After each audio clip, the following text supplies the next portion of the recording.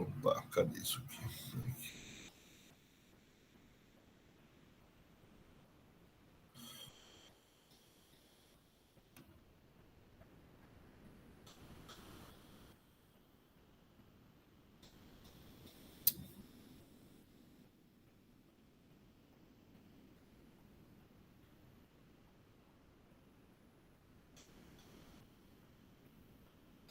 Então, vamos ver então, a aula de hoje, certo?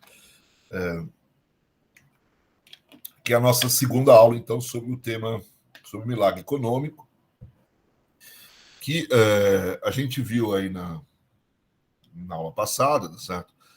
Que é um período aí, é um período que vai aí de 68 a 73, né? E um período que envolve aí, né, como a gente viu na foto, dois presidentes, né? O que está segurando a taça é o Médici, é o segundo dos presidentes, e o outro é o Costa e Silva. E vocês veem atrás do Costa e Silva, à direita, né, olhando para ele, vocês veem o jovem Delfim Neto, que marca os dois ministérios, né, o Ministério do Costa e Silva e o Ministério da Fazenda no Geisel. Né, então, esse período a gente conhece também como o primeiro Delfinato, na medida em que ele vai assumir depois, na época do Geisel, de novo, o comando da economia.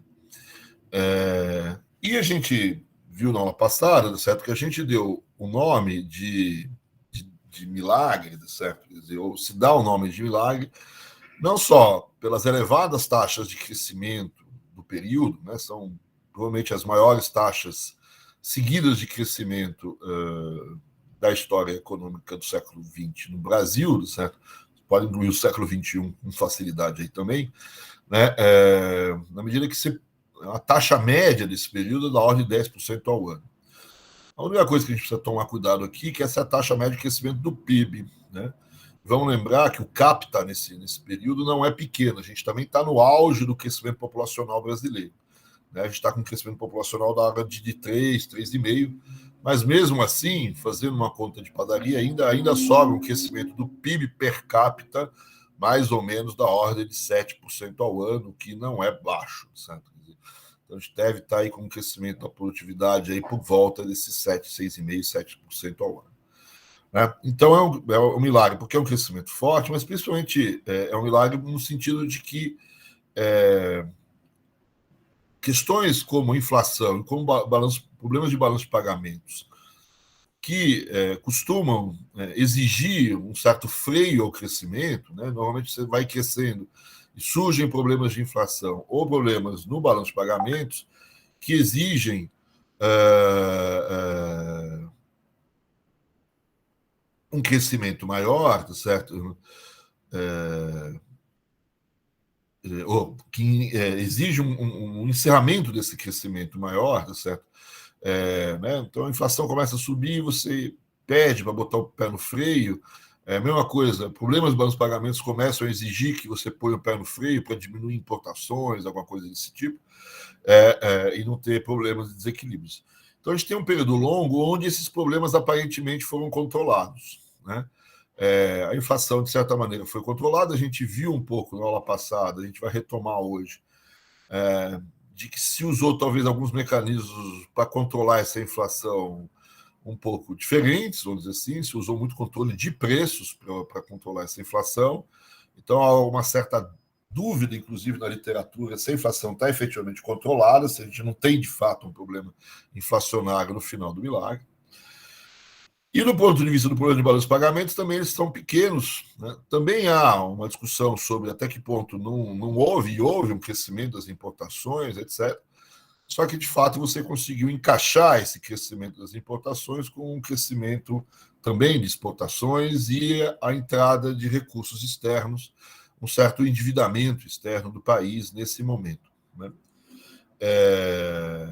Então, essa ideia um pouco do milagre, certo? Quer dizer, de um crescimento forte, e os dois elementos clássicos na história, não só brasileira, na história mundial, vamos dizer assim, que fazem com que a gente segure o crescimento, que seriam a questão inflacionária ou a questão de balanço de pagamentos.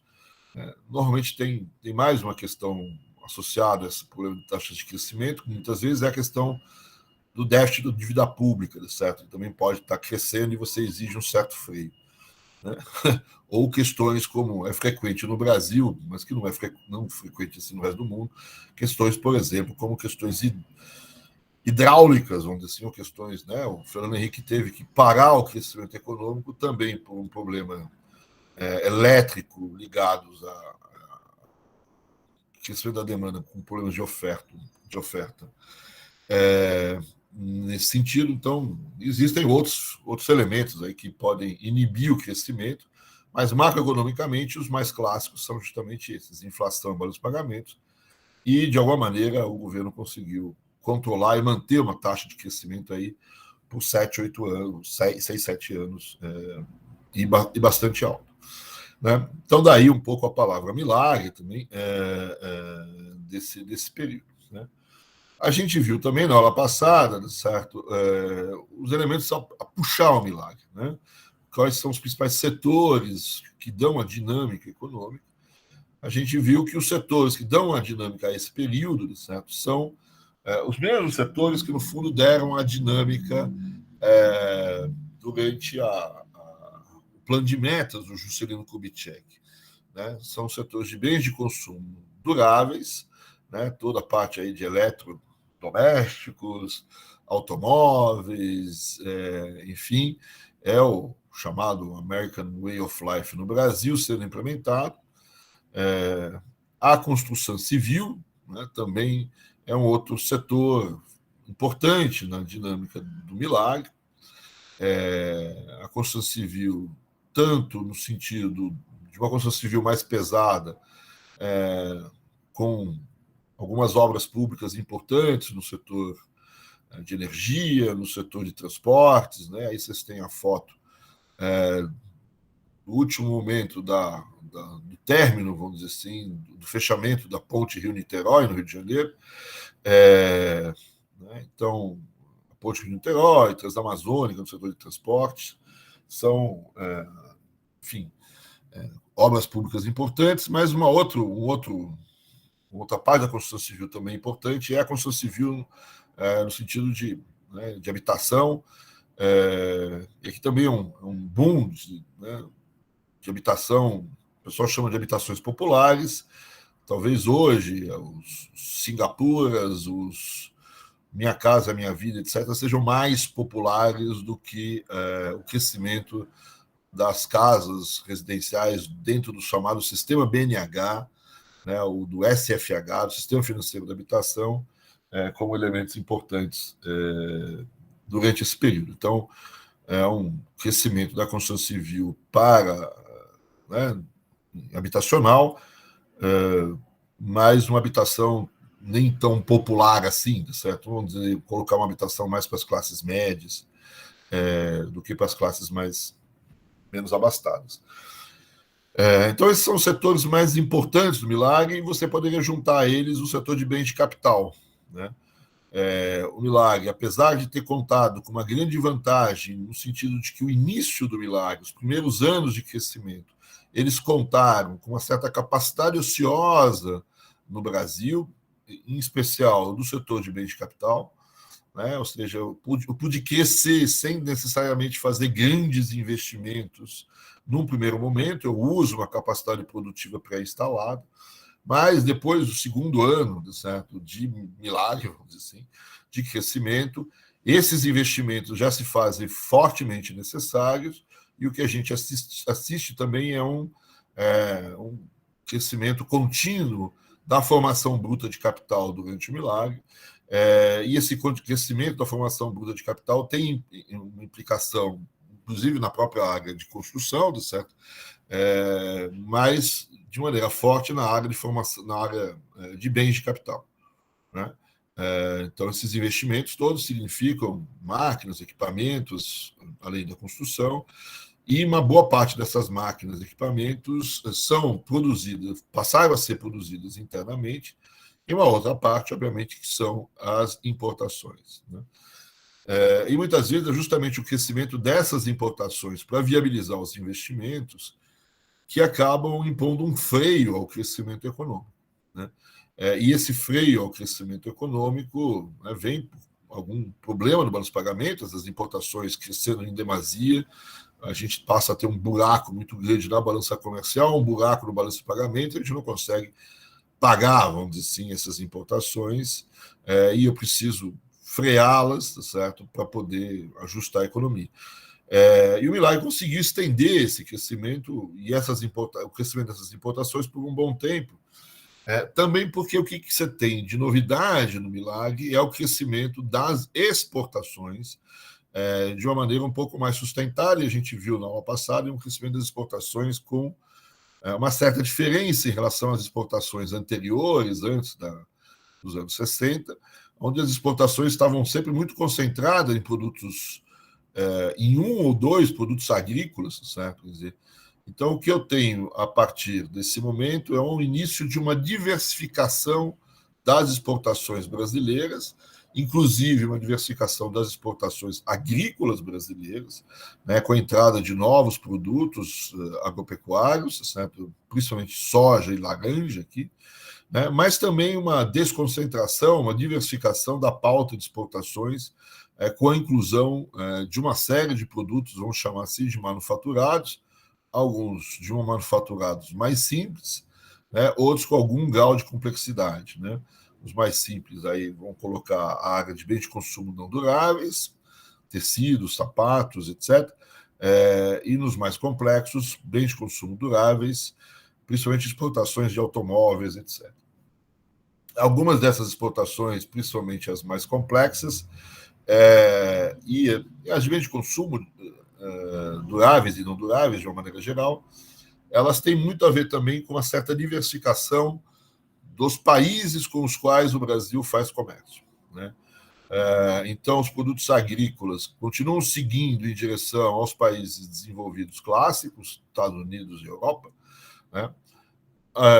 E uma parte dos bens de consumo duráveis e não duráveis, nessas exportações, exigiu que os nossos novos parceiros comerciais estivessem na África, na Ásia ou na própria América do Sul, né? Então, essa diversificação, principalmente em direção para os manufaturáveis, implicou também numa diversificação dos nossos parceiros comerciais, e a partir daqui, então, que a gente chama que o Brasil passou a ser um global trader, certo? Ou seja, um país que, ainda que Estados Unidos e Europa sejam parceiros importantes, há uma diversificação desses parceiros comerciais, né? Então, algumas pessoas poderiam dizer que as exportações seriam um verdadeiro puxador do crescimento econômico do Milagre. As exportações são extremamente importantes para viabilizar as próprias importações, né? Mas, se eu olhar, as exportações devem estar crescendo alguma coisa entre 7%, 8%, 9% ao ano, né? Quando eu olho para o setor de bens de consumo duráveis, né, eu vou ter um crescimento aí acima de 15% ao ano desses setores, e um setor como o de automóveis está crescendo aqui em torno de 22%, 23%, 24% ao ano. Então, o que puxa o Milagre ainda é o mercado doméstico, né? O crescimento voltado para o mercado doméstico, apesar de existir um elemento importante, novo, né? Um crescimento do setor exportador, com taxas bem maiores em relação ao período anterior, com essa diversificação e com esse importante papel de viabilizador das importações, que, por sua vez, viabilizou parte dos investimentos que permitiram, então, esse milagre.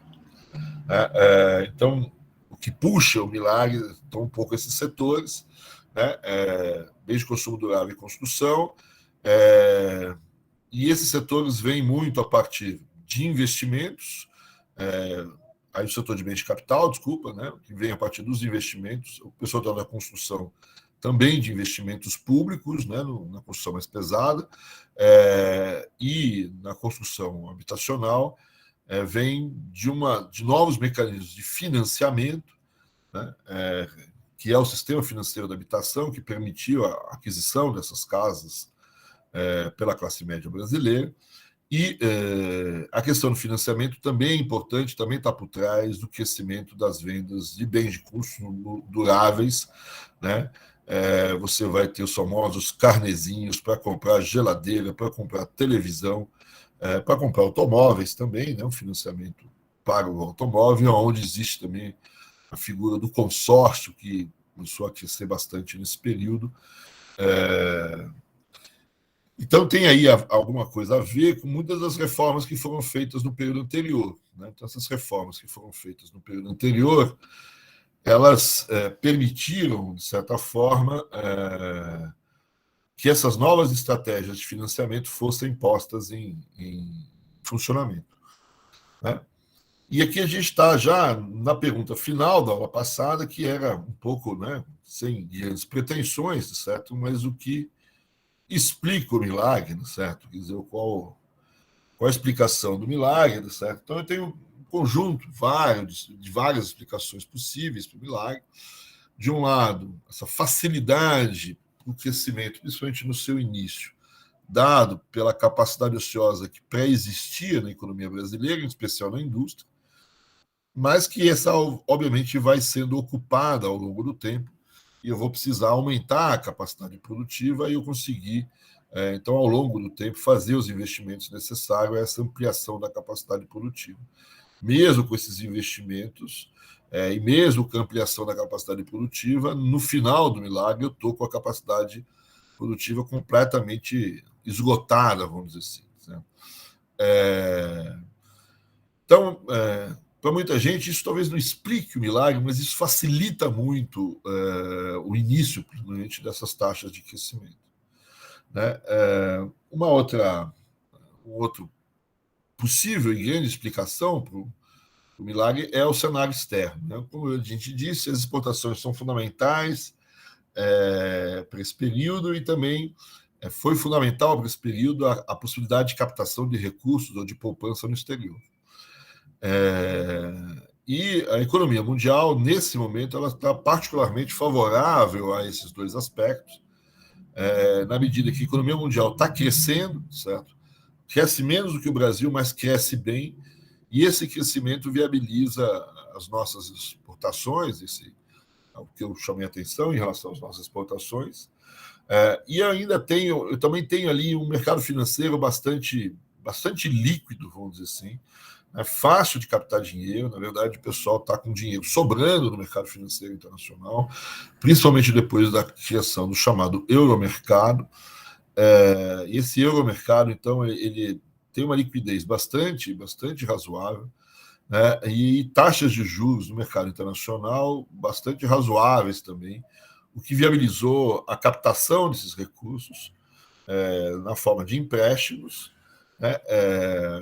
E também, vamos dizer assim, possibilitou que eu tivesse aquilo que hoje a gente costuma chamar de investimento estrangeiro direto, que na prática são empréstimos intercompanhias, vamos dizer assim, são as matrizes, vamos dizer assim, aportando, emprestando recursos, principalmente, para as suas filiais no Brasil. Então, isso muito feito através das multinacionais nesse período. Né? Então, esse cenário externo positivo, certo, é também candidato a explicador do milagre, ou candidato a santo aqui. Certo? Além disso, eu tenho as reformas que foram feitas no período anterior, algumas delas, inclusive, sendo processadas nesse período. Né? Então, essas reformas institucionais anteriores, a gente já chamou atenção aqui, por exemplo, das reformas que permitiram a criação desses financiamentos imobiliários e de financiamentos dos bens de consumo. Né? Então, as financeiras operando no setor de financiamento do consumo, financiamento aí entre pequeno e médio prazo, né? São financiamentos normalmente de um ano, alguma coisa assim. Os carros um pouco mais, aí a gente tem os consórcios. E eu tenho também aqui a montagem de todo o sistema financeiro da habitação, que a gente costuma chamar, o SFH, tem o antigo BNH, que é o Banco Nacional da Habitação, e tem as linhas de financiamento para imobiliárias que são montadas, que são operadas por várias instituições. Nesse período agora de 67, já passam a ser operadas pelos próprios bancos. essas reformas têm como, esses financiamentos têm como funding, vamos dizer assim, tanto cadeia de poupança quanto outras fontes de captação, o FGTS, que foi criado também. Então, várias dessas reformas estão por trás dos principais mecanismos de indução desse crescimento econômico. Uma outra parte desse crescimento econômico ele vem a partir de investimentos públicos, né? Apesar dos investimentos privados serem importantes, os investimentos públicos são, de certa maneira, complementares e indutores desses investimentos privados, e esses investimentos públicos puderam ser feitos porque o governo, o Estado, está mais bem dotado, inclusive de capacidade financeira para intervir. O BNDES tem mais recursos, as estatais têm mais capacidade de investimento, e o próprio governo, dado as reformas tributárias e outros mecanismos, tem, vamos dizer assim, um cofre mais recheado que possibilita esses investimentos feitos pelo setor público. Então, para muita gente, as reformas são um elemento-chave nessa explicação do milagre. E, por fim, né, o que a gente vai ver hoje com mais calma, a política econômica tem um papel também importante nessa explicação, né, desse milagre. E a gente vai ver isso com um pouquinho mais de calma daqui a pouco. Só para terminar essa parte, certo? Quer dizer, como eu tinha dito que antes, eu acho que eu também disse isso no ano passado, muitos economistas querem olhar, né, eles gostam de saber, bom, tá bom, todos esses elementos, mas qual foi o principal, qual foi o mais importante, etc. E isso, uma parte da literatura tem essa discussão sobre esses elementos todos. E eu, então, como eu disse, deixei um texto para vocês verem sobre isso, um teste econométrico feito pelo pessoal do Rio, pelo Jean Biagi, pelo Fernando Veloso, se eu não me engano, acho que é isso. E a conclusão desse teste, é mais para vocês verem um pouco como é que funcionam essas análises econométricas em história econômica, ele chega à conclusão de que o principal elemento aí nesses candidatos aí a santo, certo? São as reformas institucionais. As reformas institucionais são um elemento importante, o que faz com que talvez o milagre ele signifique um crescimento à la Rodrik, certo? O Rodrik também um economista famoso, certo? Que mostra, vamos dizer assim, experiências internacionais, onde normalmente a partir desses ciclos de reforma você tem os momentos subsequentes a esses ciclos de reforma, normalmente eles estão acompanhados de ciclos de crescimento econômico bastante forte, em parte devido a essas reformas, cada reforma, óbvio, que explica esses crescimentos, certo? Mas há, por exemplo, um deslocamento, aumento da poupança e da capacidade de investimento, aumento da capacidade de exportação, enfim, vai depender aí do conjunto dessas reformas, e é isso que acontece, então, no Brasil. Mas, enfim, certo? Quer dizer, eu, como bom, não sou mineiro, né, certo? Mas eu acho que você tem aí um conjunto de explicações aqui que se coordenam, de certa forma. Né? Eu brincava na gravação da aula passada, certo? De que aqui, né, uma possível imagem para a gente ter aqui sobre esse período é como se você, durante o PAEG, fosse o período de construção de um grande carro de Fórmula 1 aqui, certo? Você constrói ali, né, nos bons tempos, uma Ferrari, hoje uma Williams, uma Red Bull, sei lá, uma Williams não, né? Ao contrário, né? Uma Mercedes, enfim, constrói um enorme, um bom carro, certo? Quer dizer, cheio de botãozinho ali para você apertar, para você fazer, vamos dizer assim, possibilidade de acelerar e manter a performance por mais tempo, né? Mas, ao mesmo tempo, certo, você não só construiu um carro, mas, no momento seguinte, escolheu um piloto que fosse capaz de entrar nesse carro e apertar esses botõezinhos de boa maneira, certo? Então, se na minha época era o Schumacher, hoje a gente tem o Hamilton, o Verstappen, que seria o nosso Delfim aqui, certo? Que tem essa capacidade de pisar no acelerador, certo? E apertar os botõezinhos corretos na hora certa, certo? E fazer esse carro funcionar bem. Né? E por fim, certo? Eu ainda tenho a ideia de que a economia mundial ela está uma performance boa, né, para continuar aí a brincadeira. É como se você tivesse aí um carro que funcionasse muito bem e um piloto que soubesse dirigir muito bem, mas o tempo tinha que estar bom, certo? Em chuva não seria bem a mesma coisa. Então, mas de fato deu-se sorte, vamos chamar assim, de que o clima estava bom, certo? Quer dizer, não estava chovendo, não tinha trovoadas, né? Então a economia mundial estava crescendo, que seria aí a nossa imagem com um clima bom, a gente estava com um céu de brigadeiro na economia internacional, que permitiu, então, esse bom desempenho da economia brasileira. Para terminar essa questão aí sobre a performance, a explicação dessa performance, vale lembrar que uma discussão muito parecida com essa, sobre quais são os elementos que explicam, estão envolvidos no período de crescimento da fase do governo Lula, certo? Quer dizer, né, o Baixa, o Edmar Baixa, que, né, não é exatamente um economista do PT, tá certo? Quer dizer, ele chama a atenção do período do crescimento do Lula como um período de um certo milagre, um milagrinho, né, esse é o termo que ele chega a usar, né, o milagrinho do governo Lula. Esses mesmos três candidatos estão aí um pouco, né? A economia mundial durante o governo Lula estava indo muito bem, o preço das commodities, etc., né? Eu também tenho reformas institucionais nos períodos anteriores, principalmente as reformas feitas ali nos anos passagem dos anos 2000 pelo governo Fernando Henrique, certo? Se você quiser, você pode talvez até ir mais para trás em relação às reformas. E, por fim, vamos dizer assim, a ideia de que tem um pouco aí da habilidade do próprio governo Lula, certo? Da política econômica que ele implementa, para esse crescimento, distribuições de renda, etc. Então, a gente tem aí os três mesmos candidatos, talvez por razões diferentes. Obviamente, as reformas são diferentes, a forma de crescimento da economia mundial são diferentes, as políticas econômicas implementadas internamente também são diferentes, mas, vamos dizer assim, só para fazer alguma semelhança com os candidatos ainda. Então, é isso. Então, o que eu queria hoje, já usei um bom tempo da aula, certo?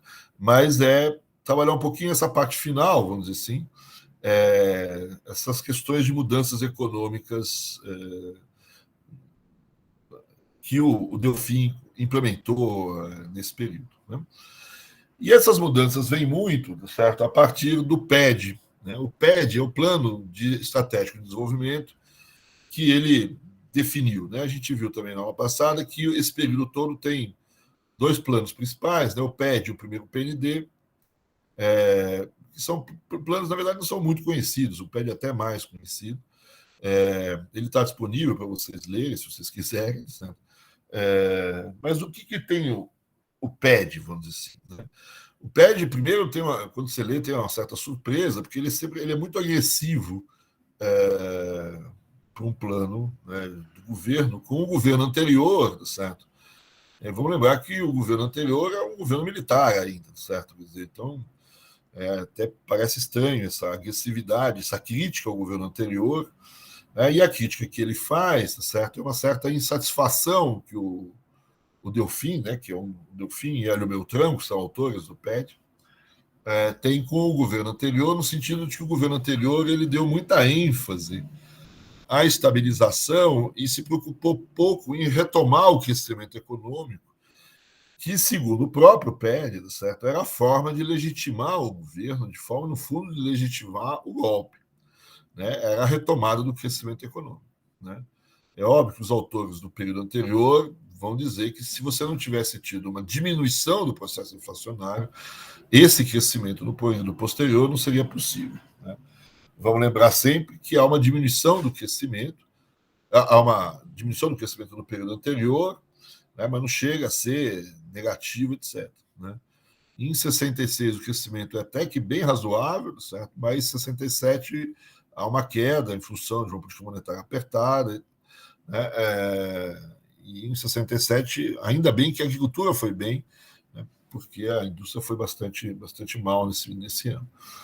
Né? Então, há uma insatisfação do PED com o período anterior, certo? Que, mesmo adotando uma política gradualista, né, deu uma certa preferência à estabilidade, e em detrimento do crescimento.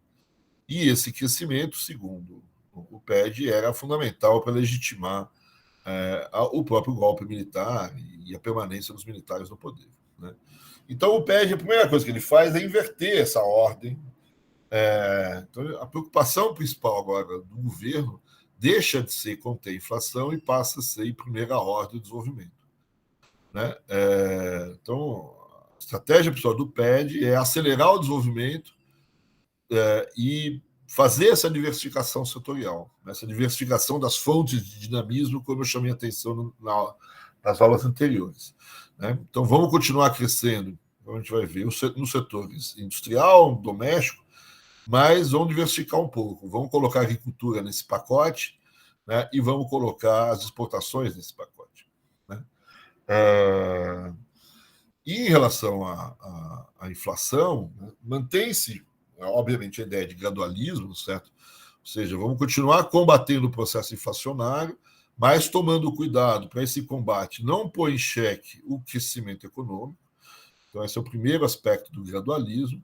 E vão aceitar, vamos dizer assim, que uma inflação por volta de 15%, agora vai ser 20%, é a inflação compatível com essa volta do crescimento. Né? Então, nesse sentido, ele mantém a mesma ideia em relação ao governo anterior.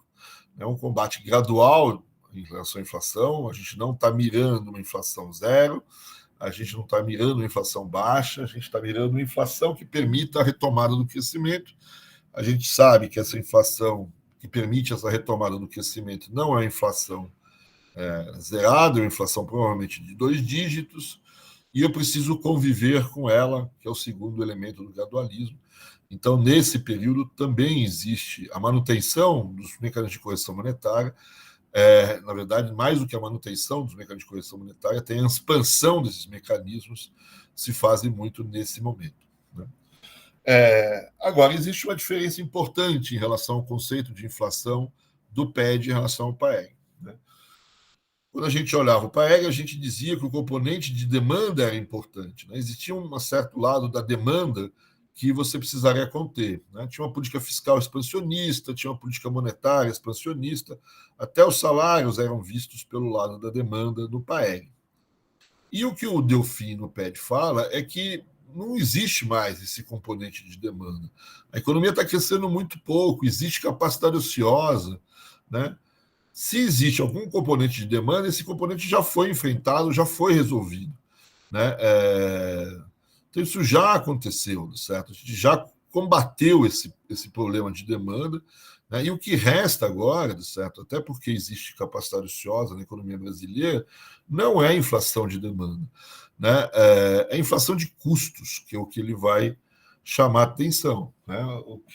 A inflação que resta, certo? Quer dizer, e que não é tão baixa assim, é da ordem de 20%, é uma inflação que se deve basicamente a aumentos de custos, de pressões de custos. Né? Então, isso tem duas implicações, tá certo? Quer dizer, tem uma implicação com dois lados.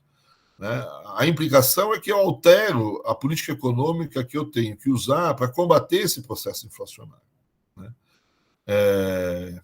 E aí, um lado é que eu não preciso mais de uma política monetária de contenção de demanda, então eu não preciso pisar no freio para segurar a economia, certo? E diminuir a inflação. Eu posso, ao contrário, acelerar a máquina, certo? Máquina essa que eu acabei de construir, certo? Então, eu posso operar os meus botões, e um dos botões pode ser a própria política monetária, além da política fiscal, para a retomada do crescimento. Então, como eu não tenho mais que conter a demanda, eu posso usar a política fiscal e a política monetária no sentido de expandir essa demanda para promover o crescimento. Por outro lado, o que eu preciso fazer para controlar a inflação é cuidar dos componentes de custos. Né? E os componentes de custos são de várias ordens, certo? Mas o Delfim vai exigir dois componentes principais. Né? Os salários, que talvez antes eram demanda, agora são custos. Né?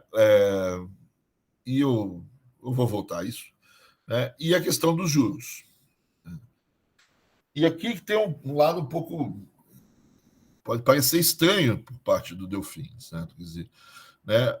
o que ele vai dizer é que o componente, os juros elevados, principalmente por parte dos tomadores de recursos, são um componente de custos importantes que precisam ser controlados. Né? Então, a política econômica que você vai adotar aqui, certo, para combater a inflação, é uma política de diminuir os juros na ponta dos tomadores. Né? Note que é uma frase esquisita, certo? Quer dizer, né, não é uma frase tão tranquila assim, né, que você vai ouvir por aí em todo bom livro de economia, certo? Quer dizer, né, então, qual foi, né, se você me disser, se eu disser para vocês que o Delfim tentou rebaixar os juros para controlar o processo inflacionário, e eu colocar isso no quiz, vocês vão ter que me dizer que é verdade. Né, talvez deveria fazer a especificação dos juros na ponta tomadora. Né, na verdade, é o custo de financiamento dos investimentos que é um componente importante de custos nessa economia e que tem que ser combatido segundo o PED, segundo o Delfim. Né? Então, de novo, não é uma frase tão tranquila. Né?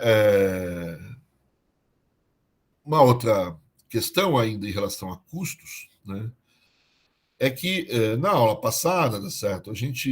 Nas aulas passadas, na verdade, na semana passada, o que a gente teve no período anterior é o que eu chamei de uma inflação corretiva. Né? Então, uma inflação corretiva são medidas que você usa para combater a inflação, mas que no curto prazo podem ter efeitos inflacionários. Né? Então, por exemplo, no período anterior você teve um tarifaço, um aumento das tarifas praticadas pela administração pública e principalmente pelas empresas estatais. Né? A ideia é diminuir o déficit das estatais, diminuir a necessidade de aporte de capital nessas estatais, diminuir as necessidades de financiamento nas estatais, que até então eram um financiamento e um aporte que tinham consequências inflacionárias.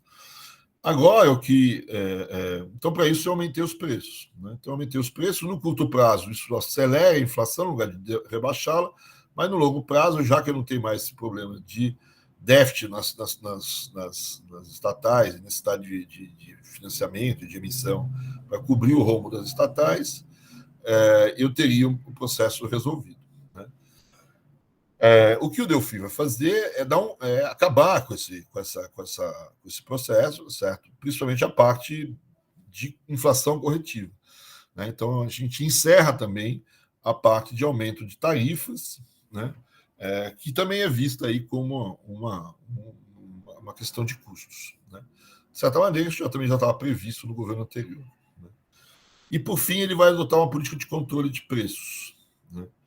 Então, ele vai atacar os custos e vai controlar os preços ou os spreads, os reajustes de maneira relativamente forte. Né? Então, se a gente olhar, certo, qual é as estratégias principais de controle inflacionário no Delfim? Em relação aos salários, né, o grosso aqui é continuar apertando, vamos dizer assim, deixando as negociações um pouco a critério, vamos dizer assim, dos agentes e contando, certo, que as intervenções políticas nos sindicatos, etc., tirassem, de certa forma, a capacidade de trabalhadores, etc., de terem, né, terem ganhos e terem aumentos acima da produtividade, por exemplo. Né? Então, você tem uma política de tentar conter os salários, certo? Evitar uma explosão dos salários, que ela é bem relativa aqui, certo? Por dois motivos. Certo? O primeiro motivo é de que você tem uma mudança na política salarial. Vamos lembrar que no período anterior a política salarial existia, a gente disse que a política salarial, naquele momento, era uma política que conduziria ao arroz salarial por subestimação da inflação da correção monetária e por alguns mecanismos na hora de calcular médias, etc. O problema é que aqui, a partir de 68, há uma mudança na regra, certo, da política salarial, e existe uma certa compensação nessa nova regra em relação a essas perdas que você tinha por subindexação do salário. Então, há uma melhoria nos indicadores, no formato da indexação dos salários. Portanto, você diminuiu o tamanho, ou você conteve o arroxo monetário que você estava fazendo no período anterior. Arroxo monetário não, arroxo salarial que você estava fazendo no período anterior. Então, na verdade, tem uma certa controvérsia aqui, certo, sobre como é que os salários eles funcionam durante o governo Delfim, certo? Né? Então, se a gente olhar os salários, eles subiram em termos nominais, né? Em função da própria política salarial que indexou uma parte desses salários. Agora, resta saber se esse crescimento nominal dos salários tem uma implicação em termos de crescimento real dos salários.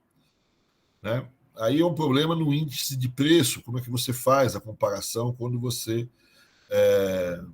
tira a inflação aí dos salários e vê como é que ele funciona.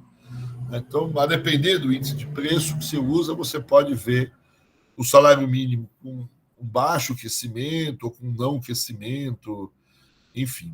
O fato é que o salário mínimo ele parou de cair de maneira tão forte como ele caía no período anterior em termos reais. Né? Daí a dizer que tem crescimento do salário mínimo, eu acho que é muito forte. Né? Então, se você pegar o índice de custo de vida, você vai ter a ideia de que os salários mínimos pararam de cair, tem oscilações, mas estão relativamente constantes. Em relação ao salário médio, certo? Quer dizer, né, que não é o mínimo, certo? O salário médio, aqui eu tenho um outro problema, além da questão da mudança da legislação em relação aos salários, que é o próprio crescimento econômico. Né? Então, eu tenho um crescimento que bomba, que tem uma enorme demanda por trabalhadores, né? E essa demanda por trabalhadores pode provocar um aumento de salário. Né? Isso, de fato, acontece. Né? Então, por isso que quando a gente calcula a média dos salários, existe efetivamente um aumento dos salários em função do crescimento, principalmente dos salários mais altos, né? O salário da mão de obra qualificada. E aqui tem dois efeitos. Tem um efeito composição, ou seja, há um aumento da mão de obra qualificada no total da mão de obra, e essa mão de obra qualificada ganha mais do que a média, e há um aumento desse salário de mão de obra qualificada. Né? Então, ele tem um efeito composição, ou seja, a participação dos trabalhadores qualificados aumenta, e tem um aumento do salário da mão de obra qualificada, né? De modo que o salário médio tem algum crescimento. Né? Então você vai me dizer que o Delfim não teve sucesso no controle salarial dele, certo?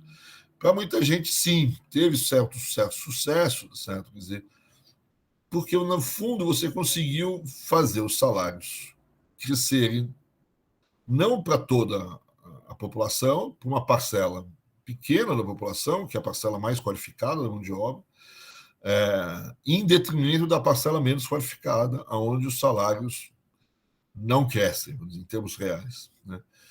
E mesmo o salário médio crescendo, certo? Ele vai crescer muito aquém do crescimento da economia, do crescimento da produtividade da economia. Né? Então, a gente calculou o crescimento da produtividade de uma maneira meio, vamos dizer assim, grosseira, certo? Aí em alguma coisa em torno de 6% ao ano, certo? E a gente, mesmo o salário médio tendo crescido, ele não alcança esse valor. Né? Então, enfim, tem um debate aí em torno do sucesso ou não do salário. Mas eles mudam de figura, né? Eles deixam de ser demanda e agora passam a ser custos, e há uma atenção em relação a ele, apesar de uma parte dos salários voltarem a. Ou seja, o arroxo do período anterior diminuiu, claramente, né, por conta da revisão da política salarial e por conta de um ambiente mais pró-aumento de salário, aumento da demanda por trabalho, etc. E um certo descompasso em relação à oferta, principalmente na mão de obra qualificada, o que faz os salários aumentar. Mas, por outro lado, você pode dizer que existe você consegue contê-los, certo? Porque eles não tem tanto um efeito ruim, vamos dizer assim, do ponto de vista da lucratividade das empresas, etc., porque esse crescimento está abaixo do aumento da produtividade.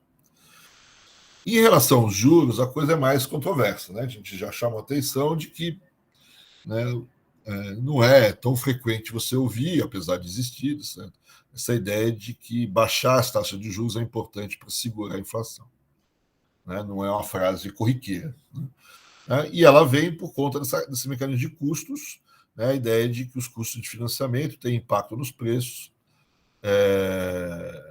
o custo de retorno do capital, qualquer coisa parecida com isso, tem um efeito nos preços.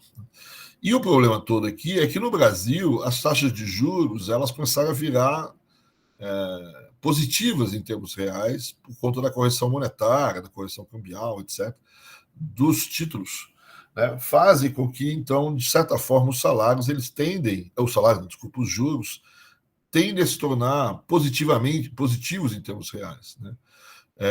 Mesmo com acelerações de inflação, né, como você tem a correção monetária, os títulos pagam juros mais correção monetária, então está garantido os juros reais.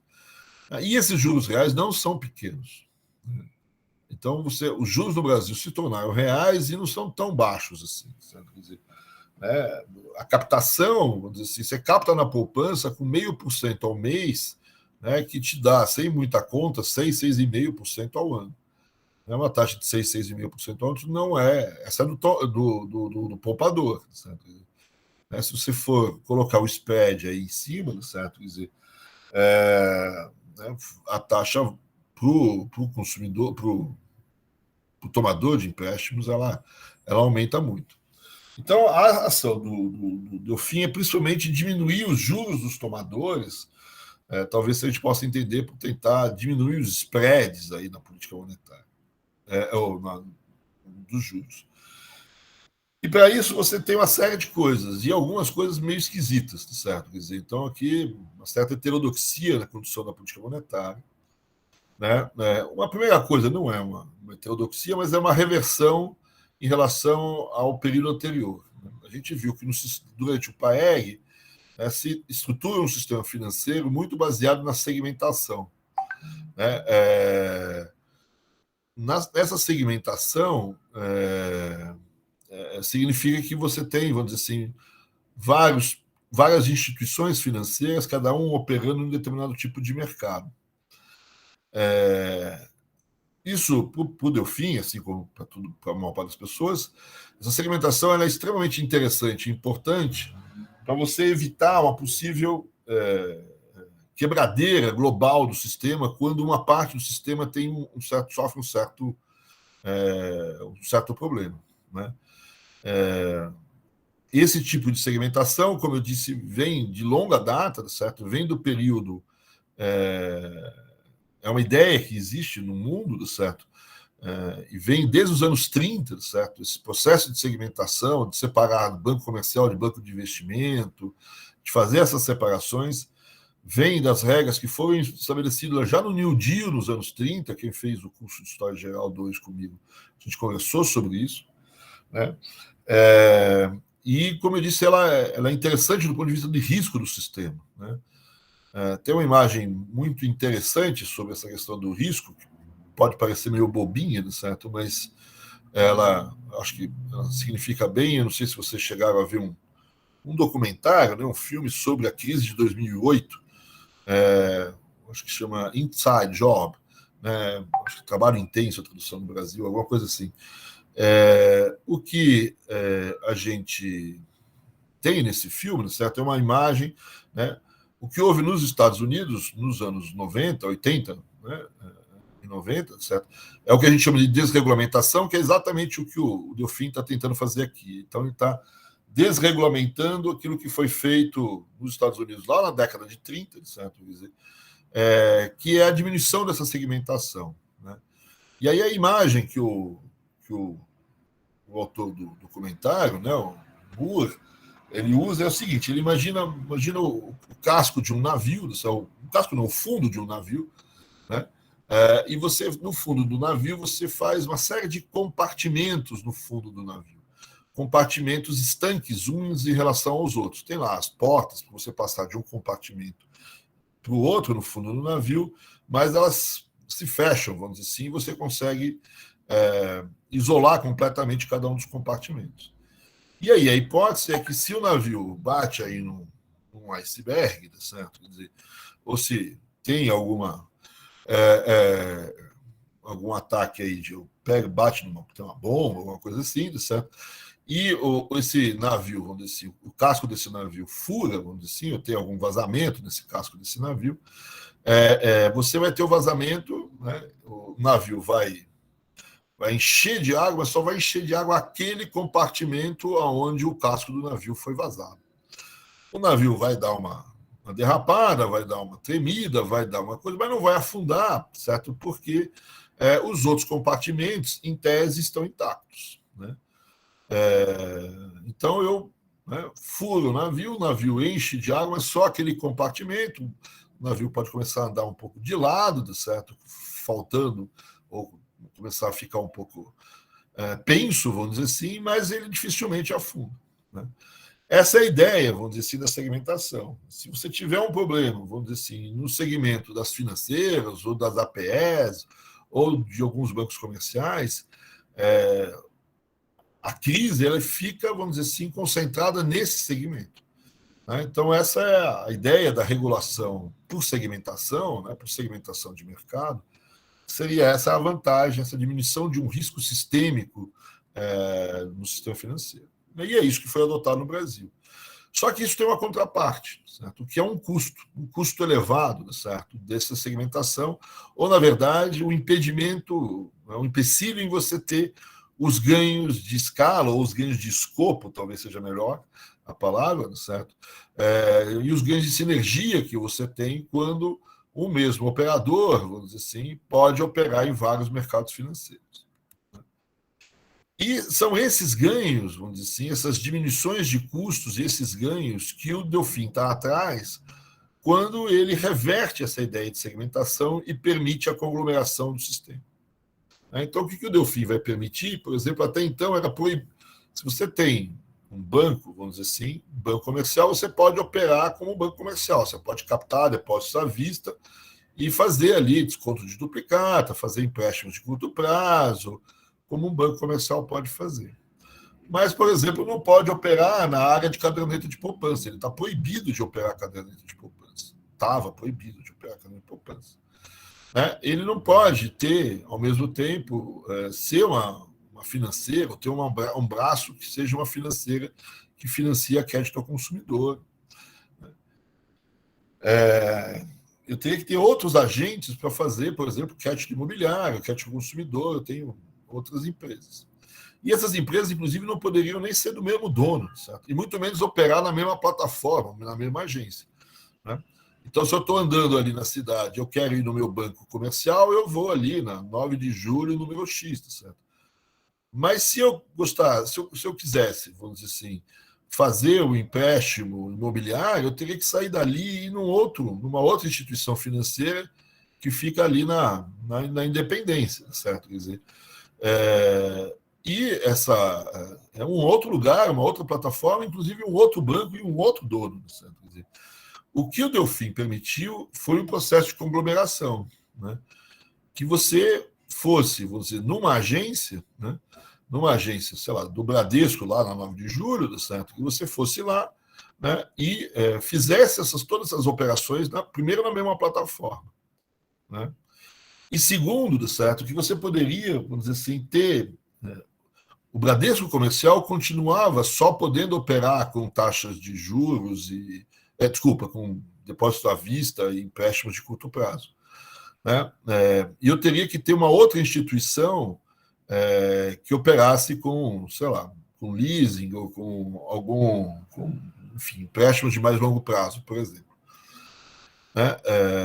O que o Delfin permite é que essas duas empresas atuem na mesma plataforma, ou seja, na mesma agência, e que compartilhem, vamos dizer assim, custos operacionais, custos de informática, etc. E eu permitiria também, certo, que essas duas agências sejam de um mesmo conglomerado. Então, quando eu estou ali no banco, certo, quer dizer, estou no caixa do banco, eu estou no Bradesco, Banco Comercial, CNPJ, número tal, tal, tal. Mas quando eu saio dali e vou na minha caderneta de poupança, eu continuo na mesma agência, vou lá para o pessoal lá das mesinhas, tá certo?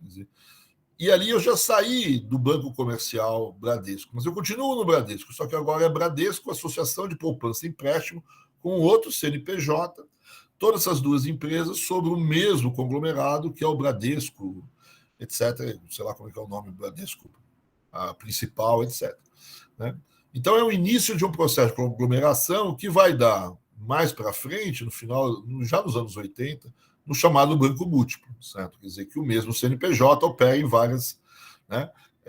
O mesmo banco ele capta, empresta em vários mercados, etc., termina essa segmentação. Então, o que o Delfim faz é começar uma volta atrás em relação à segmentação. Note que é 3, 4 anos depois dela ter sido implementada, e já se inicia um processo de conglomeração que vai perdurar aí por algum tempo. Né? Então, isso porque isso tentar fazer com que os bancos tenham esses ganhos de escopo, talvez de escala também, e os bancos passam a também contar com os ganhos frutos das sinergias de estarem operando em vários mercados. Tá? E tudo isso para tentar baixar o spread, baixar os custos dos tomadores dos bancos. Né? Então, isso no primeiro momento. Né? A outra questão em relação a essa busca por diminuir juros é acelerar um pouco a política monetária nesse período, certo? Aumentar a oferta de moeda, etc. Né? Diminuir os compulsórios, aumentar os empréstimos de liquidez, né? Então, de modo a diminuir, vamos dizer assim, o custo dos bancos nesse sentido, certo? De compulsórios ou de empréstimos de liquidez. Então, nos empréstimos de liquidez ou nas taxas de redesconto que os bancos têm em relação com o Banco Central, você tem uma diminuição das taxas de juros. E em relação aos compulsórios, você tem uma diminuição das taxas de compulsório, portanto, uma expansão da política monetária. E muitas vezes você tem umas coisas um pouco diferentes que o Delfim faz aqui. Né? Quando a gente diz que política monetária pode ser vertical, ou seja, ela pode ser viesada em direção a algum objetivo de política de desenvolvimento, o Delfim faz isso. Né? Ele cria uma certa seletividade no compulsório. O que é uma seletividade no compulsório? Né? Ele diz o seguinte: olha, os bancos que tiverem operações ativas desta e daquela forma, eles podem pagar compulsórios menores. Eles podem reter compulsórios menores. Né? Então, vamos dizer assim, se o banco fizer operações de empréstimo imobiliários, né, operações de empréstimos ao setor agrícola, ao setor industrial, fizer operações de repasse ao setor agrícola, né? Então, ele tem uma carteira ativa, vamos dizer assim, com determinadas características. Se isso acontecer, o banco tem um compulsório diferente em relação aos demais. Né? Então, é essa seletividade. Né? Depois, ele aumenta essa seletividade e diz: olha, se você fizer determinadas operações ativas, eu pago, eu remunero uma parte do teu compulsório. Então, no lugar do compulsório só ficar retido, ele vai ficar retido, certo? Lá no Banco Central. Mas ele vai merecer uma remuneraçãozinha. Vai merecer né, para o custo não ser todo ele só do banco, o governo vai pagar um pouquinho. Né? Vai dar o que permite uma diminuição do spread, certo? Já que eu tenho uma parte do compulsório remunerado, né? E uma parte menor, e um compulsório menor, né, eu posso ter um spread menor também. Né? Então, o Delfim ele vai barganhando, vamos dizer assim, com o sistema bancário, tipos de operações, certo? E vai barganhando deduções do compulsório, aumentando taxas de juros do compulsório, né? Para tentar barganhar com os bancos de modo a que eles façam operações ativas mais interessantes para o governo e com taxas de juros menores. Né? Então, ele chega para o banco, né? E em alguns momentos essas negociações são até postas em dúvida de como que elas efetivamente são feitas. Né? Quer dizer, Até onde vão essas barganhas? Certo? Então, a ideia é de que se o banco fizer até determinadas operações financeiras, tá certo? Com os tomadores, e fizer práticas de taxa de juros mais baixas, ele vai ter vantagens em termos de compulsórios, de empréstimos de liquidez, etc. Né? Então, não é exatamente uma política que vocês veem, vamos dizer assim, nos bons livros de macroeconomia ou de moedas e bancos. E, por fim, ainda, certo? Quer dizer, o Delfim acaba impondo tetos, ou definindo alguns juros básicos na economia. Então, a parte das taxas de juros, inclusive dos tomadores, passam a sofrer tetos ou serem definidas pelo governo. Né? Então, você tem ali alguns controles de juros sobre determinadas operações dos bancos. O banco quer fazer determinada operação de empréstimo, pode fazer à vontade, só que existe um limite máximo para determinadas taxas de juros serem praticadas. Né? Então, você tem tem uma tentativa de controlar as próprias taxas de juros e, às vezes, você também tem um controle dos spreads. Você fala, no máximo que você pode ter é 6% acima da tua captação, alguma coisa assim.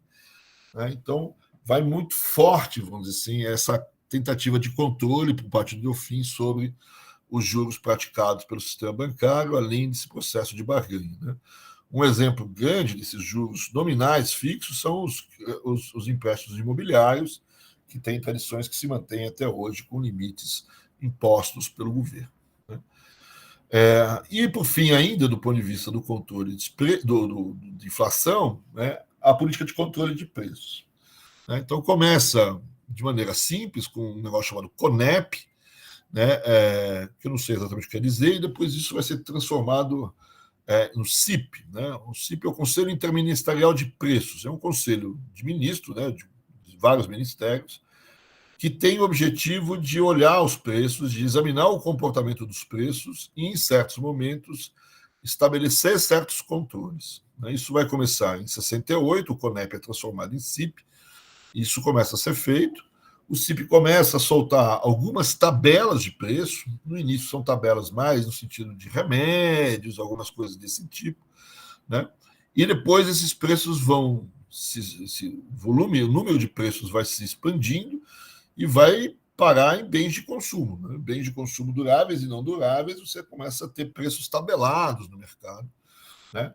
E em certas situações, por exemplo, quando a Volkswagen, por exemplo, quer aumentar o preço do automóvel, do Fusquinha da época, ela tinha que mandar uma planilha de preços, de custos, vamos dizer assim, para o CIP autorizar o aumento dos preços dos automóveis ou do Fusquinha. Então, o CIP vai verificar se essa planilha justifica ou não aquele aumento de preços. Então, você vai, no fundo, estar controlando reajustes de preços, principalmente a partir dos anos 70. Então, isso é um elemento forte, a gente já discutiu na aula passada, daqui a pouco eu volto a falar sobre isso. E, por fim, aqui, em termos de política econômica, ainda a política monetária. A política monetária, como a gente viu, tem essas coisas esquisitas, né, essas negociações, né? Mas, de qualquer maneira, de uma maneira geral, eu tenho uma política monetária mais frouxa, vamos dizer assim, mais expansionista do que eu tinha antes. Agora, ela também não é chutar o pau da barraca, tá certo? Quer dizer, a expansão da base monetária do M1 está relativamente próximo da expansão do PIB nominal. Né? É mais ou menos próximo do crescimento econômico. Tem uma certa aceleração no final do período, mas a base e o M1 crescem, né? Não estão congelados, não estão parados, mas eles crescem mais ou menos de acordo com o crescimento econômico. E eu tenho outros mecanismos para operar a política monetária que eu não tinha antes, que são os mecanismos de mercado para colocação e enxugamento de títulos, que é bastante usado, certo? Quer dizer, né, você coloca os títulos inicialmente para financiar o déficit público e depois você usa esses títulos para fazer política monetária, para controlar a liquidez da economia. Então, isso vai acontecer. Né? Mas, de qualquer maneira, os agregados, de uma forma geral, vão se expandir. Vamos lembrar que o último ano do PAEG é um período também duro, né? Bastante mais contido, e depois vão se expandir. né? Essa expansão dos agregados já não é mais por conta do déficit público, né? Eu ainda tenho um déficit público no período, mas ele vai ser praticamente todo ele financiado com colocação de títulos, né? A pressão sobre a base monetária vem, de um lado, do balanço de pagamentos. A gente sabe que esse período é um período de aumento de reservas, e, do outro lado, de concessões de empréstimos ao setor privado, que aumenta aí. Então, tem uma política monetária um pouco mais frouxa do que o período anterior, mas também não é uma frouxidão toda. Tem os novos instrumentos do Banco Central que estão operando. E o que é interessante de olhar esse período é um período que a gente chama de aprofundamento financeiro, certo? Não monetário, né? Então, a base, o M1, cresce, mas se eu olhar os outros indicadores monetários, M2, M3, M4, né, que envolve aí os indicadores que agregam, além da moeda, cadeia de poupança, títulos públicos, títulos privados, etc., a gente percebe que nesse período há um crescimento muito grande desses haveres, vamos chamar assim, de não monetários, né? Cadeia de poupança, títulos privados, títulos públicos, etc. Então, esses haveres não monetários estão crescendo de maneira muito forte no Brasil, o que mostra o que a gente chama de um aprofundamento financeiro. O sistema financeiro está crescendo, né? Talvez tenha. Os prazos não são tão longos quanto a gente gostaria, mas são relativamente longos, principalmente em comparação com aquilo que vai acontecer nos anos 80, né? Então, eu tenho uma expansão, tenho um certo aprofundamento financeiro, um aumento da poupança financeira dessa economia, né? E essas colocações de títulos, né? Um crescimento do mercado financeiro, que era o que você tinha imaginado no período anterior, né? Então, o sistema de financiamento dessa economia se desenvolve, não só financiando o governo com títulos públicos, como financiando vários outros instrumentos, letras de câmbio, caderneta de poupança, debêntures e outros elementos, né? Você pode ter talvez alguma reclamação sobre coisas de longuíssimo prazo, isso não tem, certo? Mas os prazos aqui, né, são relativamente longos. Quando eu digo relativamente longos, a gente tem que imaginar que nos anos 80 os prazos dos títulos são muito curtos. Aqui eu tenho prazos mais longos. Também, sempre comparado com aquilo que vai acontecer depois, certo? Quer dizer, né, depois a pessoa vai dizer que um título é quase uma moeda, porque ele se transforma em moeda com muita facilidade. Aqui ainda não é o caso disso. Título é título, moeda é moeda, certo? Quer dizer, né, título paga juros, moeda não rende juros, e título tem prazos para vencer, etc., né? Então, há uma separação entre título e moeda. O que vai acontecer na economia brasileira mais para frente é uma confusão entre. Tem títulos que viram moeda com muita facilidade e moeda que vira título com muita facilidade também. Então, eu tenho uma desmonetização, ou uma remonetização da economia com muita facilidade a partir dos títulos públicos. Mas isso é uma coisa do presente, não do passado, né? Então, isso tudo em termos de política monetária. E aqui a gente vê as consequências em termos inflacionários. Eu não vou entrar aqui em detalhes, certo? Mas, né, a gente tem aí uma inflação que é relativamente controlada, tem alguns problemas, tal, mas o que chama atenção, então, principalmente a partir de 71, em direção a 73, é que de 71 a 73 eu tenho um enorme choque de demanda aqui, eu tenho uma demanda crescendo fortemente, uma absorção doméstica crescendo fortemente, e mesmo assim a inflação está caindo, né? E aí se destaca a importância dos controles de preços para segurar esse processo inflacionário nesse período. Enfim. Em relação ao setor externo, mudando a política monetária para a política externa, a gente já viu na aula passada também as exportações crescendo, fruto de financiamento, de incentivos fiscais e fruto do câmbio, né?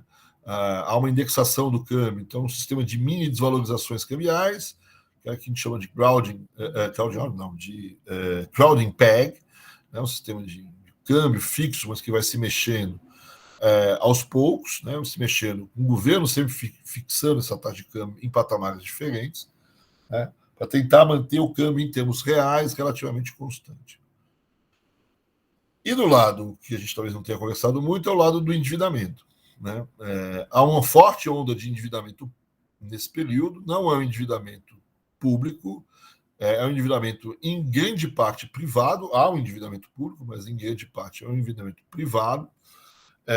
A dívida externa cresceu de maneira forte, né? E muita gente chama esse período de um período de sobreendividamento, e se endividou de sobremaneira, certo? Então, sobreendividamento. Por que você fala de sobreendividamento? O problema aqui do endividamento, do sobreendividamento, é qual seria o endividamento de referência, onde não existiria sobreendividamento? É o endividamento que fecha o balanço de pagamentos, né? Então, você toma dinheiro para fechar a balança de transações correntes. Então, o seu endividamento, o tamanho da entrada de capitais pela conta de capital, é exatamente do mesmo montante que eu preciso para pagar, vamos dizer assim, as minhas contas na balança de transações comerciais, de transações correntes, perdão, né? Que envolve comércio e que envolve também serviços e rendas. Então, agora, o que aconteceu nesse período? Então, esse sobreendividamento, ou seja, que eu captei mais recursos do que eu precisava para fechar o balanço de pagamentos. Portanto, sobrou dinheiro. Eu tenho um balanço de pagamentos positivo nesse sentido, ou, na verdade, eu tenho uma variação positiva de reservas dentro desse período, né? Então, esse sobreendividamento significou aumento de reservas, o que, né, dependendo da gestão de reservas, pode ser um lado positivo, né? Precisa saber até onde vai a necessidade de você ter de reservas. De fato, eu tinha um volume de reservas bastante baixo, vamos dizer assim, e foi necessário esse aumento de reservas aí que vocês veem na tabela, né? O que faz aparecer um conceito que pode às vezes cair na prova, essas coisas, que é uma diferença entre a dívida externa bruta e a dívida externa líquida. O que é a dívida externa líquida? Em relação à bruta, né, a dívida externa líquida é a bruta menos as reservas, né? Então, cresce a dívida externa bruta, mas também cresce as reservas. De modo que a minha dívida externa líquida, vamos dizer assim, ela cresce bem menos, né? Porque, então, você tem essas reservas, né, que está crescendo, né? Isso é um problema, certo? Quer dizer, algumas pessoas acham que a gente tem volume de reservas demais e o reserva é um custo de oportunidade que está sendo contraposto a uma taxa de juros que eu estou pagando quando eu tomo esses empréstimos. A taxa de juros nesse período é baixa, vamos dizer assim. O problema é que ela vai ser alta no futuro, certo? Quer dizer, mas, por enquanto, né, é isso que justifica você ter tomado mais dinheiro do que precisava, certo? Quer dizer, né, normalmente essa questão dos recursos que tinham que entrar para fechar o balanço de pagamentos é uma questão macro. E a decisão de investimento é uma decisão micro, não necessariamente consigo coordenar as duas coisas perfeitamente. Então, eu tenho, microeconomicamente, uma demanda por crédito elevada por conta do crescimento econômico, né? As taxas de juros no Brasil são elevadas, então eu vou captar lá fora. Lá fora as taxas de juros são baixas, tem liquidez, né? E os prazos são mais razoáveis lá fora, são mais longos, né? No Brasil, prazo longo, só linha oficial de crédito. Então eu prefiro captar lá fora, que é mais barato e mais longo, né? Então, uma série dos agentes privados captaram recursos lá fora, né, independente das necessidades, da questão macroeconômica, para fechar o balanço de pagamentos, né? Então, essa é um pouco aqui a ideia desse endividamento externo e desse fato, dessa ideia que tem na literatura de sobreendividamento, uma necessidade de endividamento menor do que efetivamente aconteceu, né? Então, a necessidade de endividamento depende do processo de absorção doméstica, certo? E isso exigiria um volume de endividamento menor, né? Mas a oferta de recursos é boa, microeconomicamente as pessoas acabaram indo buscar esses recursos. Então, a outra característica importante, né, meio decoreba, é que nessa fase esse endividamento é em boa parte privado, 2/3, 3/4 desse período é privado. A gente insiste nisso porque a fase seguinte, que é a fase do segundo PND do governo Geisel, vai ser público. A gente tem o que a gente chama de estatização da dívida externa, de modo que quando a gente entra na crise dos anos 80, o Brasil tem uma elevada dívida externa, mas ela é praticamente toda pública. Se fosse aqui, ela seria em boa parte privada. Aqui um pouco os dados. um elemento importante também nessa entrada de recursos é a importância do que hoje a gente chama de investimento externo direto, que normalmente são recursos das multinacionais, uma boa parte, né, que vem seja por empréstimos intercompanhia, ou seja, a matriz mandando dinheiro para a filial, seja por reinversão dos lucros da filial. Né? No lugar da filial mandar o dinheiro na forma de dividendos para a matriz, ele guarda esses dividendos e reinveste na própria empresa. Né? Por fim, a última coisa aqui, tá certo? Quer dizer, a questão, voltar a uma questão que a gente tomou no final da aula passada também, até que ponto o milagre é público ou o milagre é privado. A gente viu na aula passada que os principais setores a puxar o milagre são setores privados, a dívida, o endividamento é uma boa parte privado e os investimentos feitos nesse período é principalmente privado. Ok, certo? Agora, isso não quer dizer, como gostava de afirmar o Delfim, certo, que esse é um mundo, o milagre é o do setor privado e é liberal. Certo? Quer dizer, né, vai uma distância importante. Né? Quando a gente olha as estatais desse período, a gente não vai ver novos setores sendo estatizados, então não tem um aumento da estatização no sentido de setores novos sendo estatizados, como teve no passado, petróleo, etc. O que eu tenho, mas eu tenho um aumento do número de estatais, principalmente holdings, subsidiárias, da Petrobras tem lá subsidiárias da Petrobras, o sistema Eletrobras cria as holdings, etc. Mas efetivamente eu não tenho novos setores. Agora, uma parte importante do investimento, certo? Quer dizer, é feito por essas estatais. Eu sei que o investimento principal são feitos pelas privadas, mas ainda assim 40 e poucos por cento do total do investimento é privado, é público. Né? Então, ele é até um pouco mais. E ele é público e é indutor, né? Porque estão em setores importantes. Provavelmente, se ele não existisse, uma boa parte dos investimentos do setor privado não ocorreria também. Né? Então, eu tenho investimento no setor de petróleo, certo? Quer dizer, né? E todo o setor, toda a cadeia, vamos dizer assim, de fornecedores da Petrobras, que normalmente são bens de capital aqui, alguns bens intermediários, mas bens de capital, vai crescer em decorrência desse crescimento dos investimentos da própria Petrobras. Isso vai valer para outros setores. Então, eu tenho, apesar do investimento ser baixo, um investimento privado ser mais alto do que o investimento público.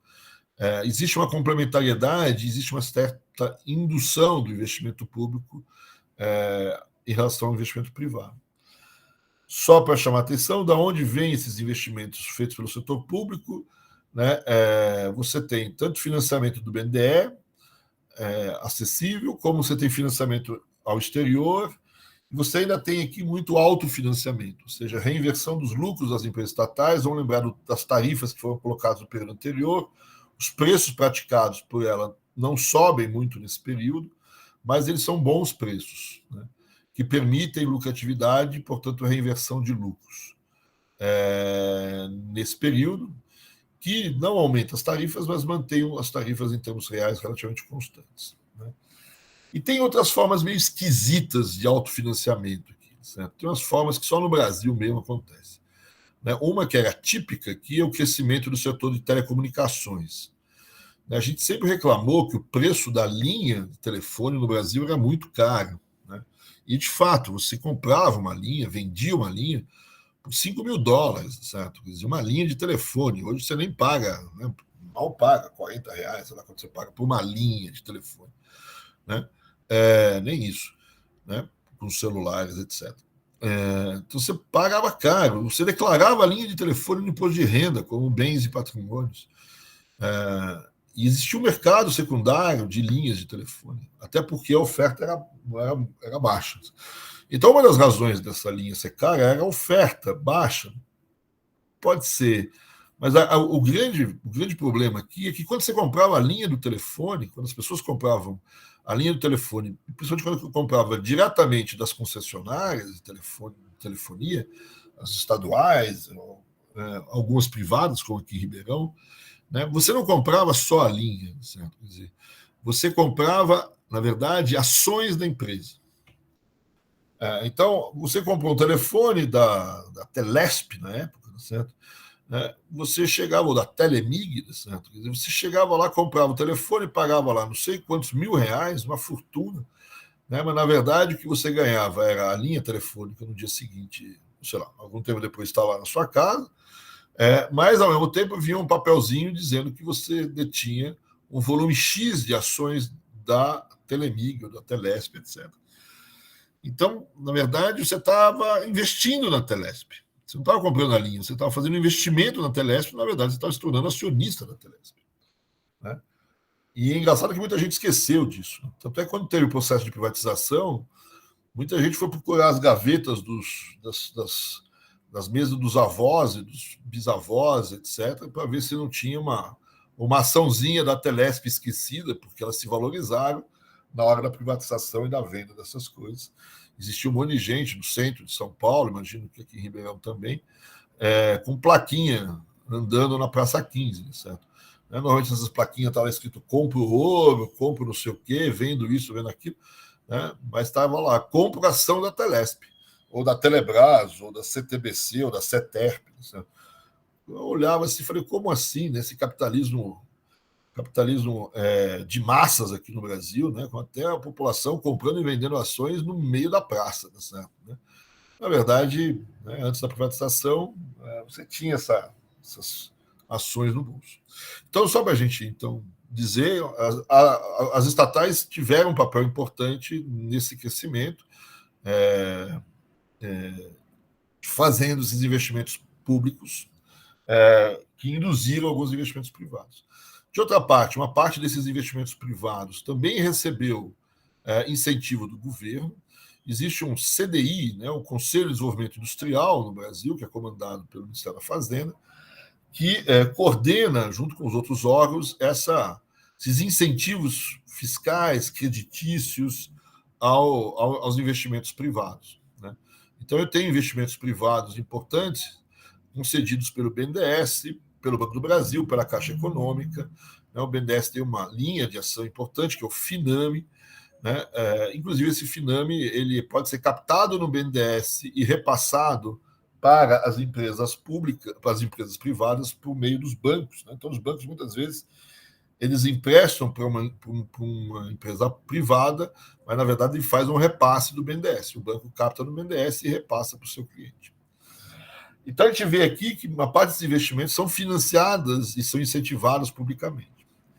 E, por fim, vamos lembrar, vamos dizer assim, o grau de controle que o Delfim tem nessa história. Né? Ele vai controlar, fixar, controlar, colocar tetos sobre taxas de câmbio, né? O câmbio é fixo aqui, certo? Quer dizer, sobre salários, eu tenho uma política salarial, né? Sobre juros, eu tenho barganhas, tetos de juros, né? Sobre as tarifas públicas clássicas. E eu tenho todo o CIP, todo o controle de preços que vai crescendo durante os anos 70. Né?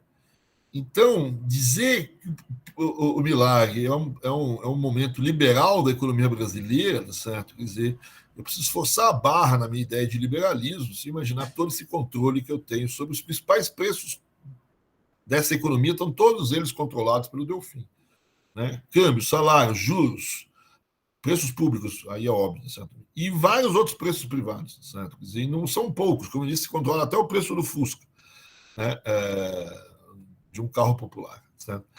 Então, tem uma certa complicado aqui falar sobre uma economia liberal, ou só uma visão privada, vamos dizer assim, do milagre. De fato, os setores, os investimentos, etc. Mas com um grau de atuação e de indução das coisas por parte do governo muito pesado. Né? Para terminar aqui, em relação às contas públicas, né, é sempre difícil falar sobre as contas públicas, né, é sempre difícil, você tem aqui uma situação muito obscura em relação às contas públicas, tem um tal de um orçamento monetário, tem os orçamentos dessas estatais, elas são complicadas, o orçamento monetário também é complicado, o orçamento fiscal já talvez seja mais claro, mas se eu não juntar o orçamento do setor das empresas estatais e o orçamento monetário, eu não tenho uma boa visão sobre as contas públicas no sentido acumulado da palavra, né, o aglomerado público de uma maneira geral. O que a gente sabe é que esse é um período onde as receitas ainda estão crescendo fruto das reformas anteriores. Né?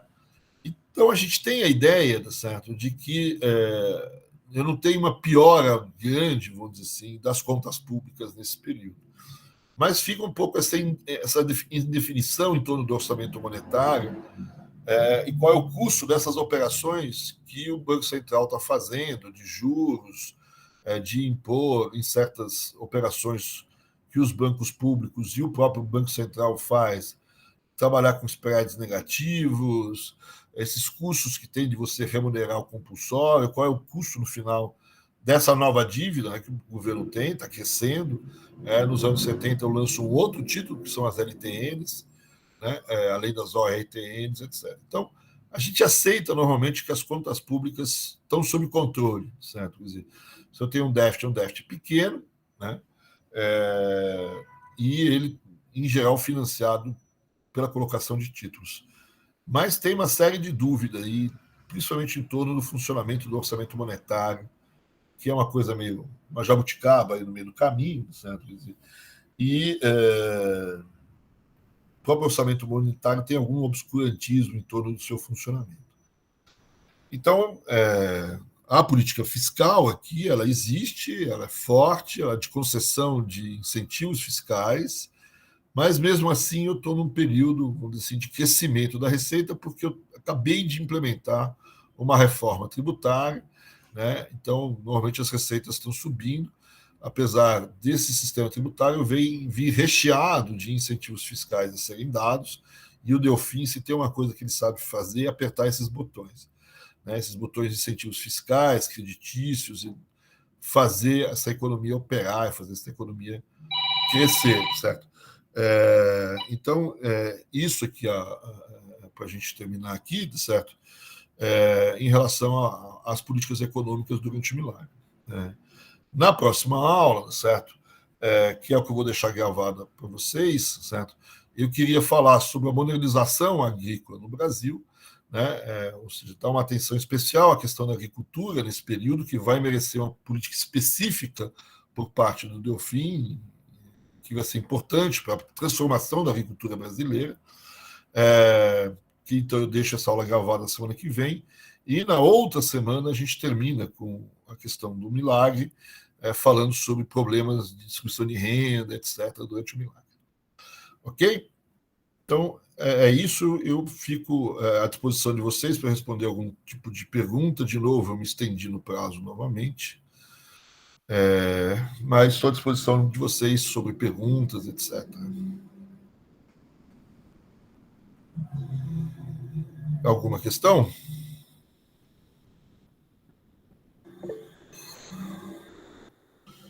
Eu vou desligar a gravação aqui, vou interromper a gravação.